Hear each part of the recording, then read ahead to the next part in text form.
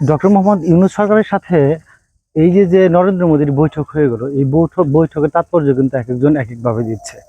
কেউ বলছেন বারবার চেষ্টা করে অন্তর্বর্তীকালীন সরকার নরেন্দ্র মোদীকে বৈঠকের জন্য রাজি করিয়েছেন। কেউ কেউ বলছে এই বৈঠক খুব একটা তাৎপর্য বহন করে না। কেউ কেউ বলছে যে এই বৈঠকে আসলে তেমন কোনো আলোচনা হয়নি, যদিও সরকার দাবি করছে আলোচনা ফলপ্রসূ হয়েছে। তো তিস্তা বাঁধ প্রকল্প, পানির যে বন্টন চুক্তি সেটি নবায়ন এবং অন্যান্য যে মৌলিক ইস্যু আছে, এই যে সীমান্ত হত্যাকাণ্ড সহ অন্যান্য বিভিন্ন বিষয়ে আলোচনা হয়েছে। সবচেয়ে বেশি যে বিষয়টিতে জোর দেওয়া হয়েছে যে শেখ হাসিনার প্রত্যাবর্তনের বিষয়ে আলোচনা হয়েছে।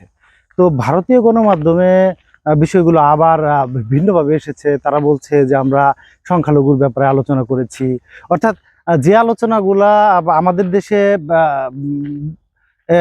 প্রেস সচিবের মাধ্যমে প্রকাশিত হয়েছে, তো সে আলোচনাগুলো কিন্তু আবার সরাসরি ভারতীয় যে প্রেস সচিব সেখানে কিন্তু আসলে প্রকাশিত হয়নি, বা তারা সেগুলো প্রকাশ করেনি।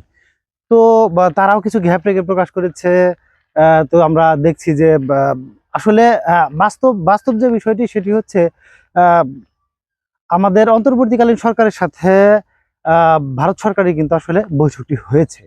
তো বৈঠক হয়েছে মানে এখানে সবচেয়ে বড় তাৎপর্য সেটি হচ্ছে যখনই একটি সরকার অন্য একটি দেশের সরকারের সাথে বৈঠক হয়, তখন কিন্তু সেই সরকারকে মেনে নেওয়া হয়, ধরে নেওয়া হয়।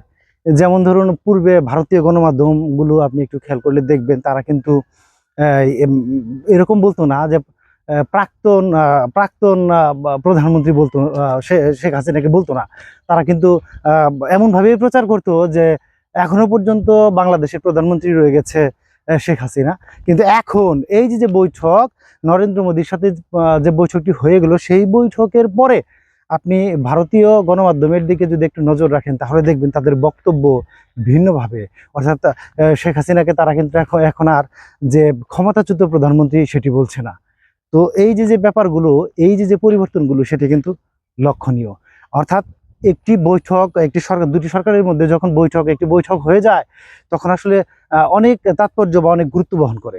এই যে আলোচনা টেবিলে বসে তারা বাংলাদেশ তাদের দাবিগুলো জানিয়েছে, এবং আমাদের যে ডক্টর মোহাম্মদ ইউনূস কিন্তু বলেছে যে আপনারা সাংবাদিক পাঠান দেশে, দেখুন সংখ্যালঘু নির্যাতন হচ্ছে কি হচ্ছে না, প্রতিনিধি পাঠিয়ে তারপরে খোঁজ নিন।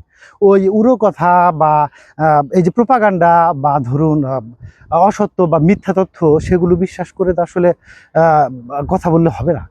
তো হয়তো বা এই যে আমাদের এই বৈঠকটা জরুরি ছিল। ভারতীয় গণমাধ্যম কিন্তু একরকম বলছিল যে আলোচনায় বসবেন না নরেন্দ্র মোদী, কিন্তু তাদের মুখে চুনকালি দিয়ে যারা প্রোপাগান্ডা ছাড়াচ্ছিলেন, আলোচনা কিন্তু হয়েছে, বৈঠক কিন্তু হয়েছে।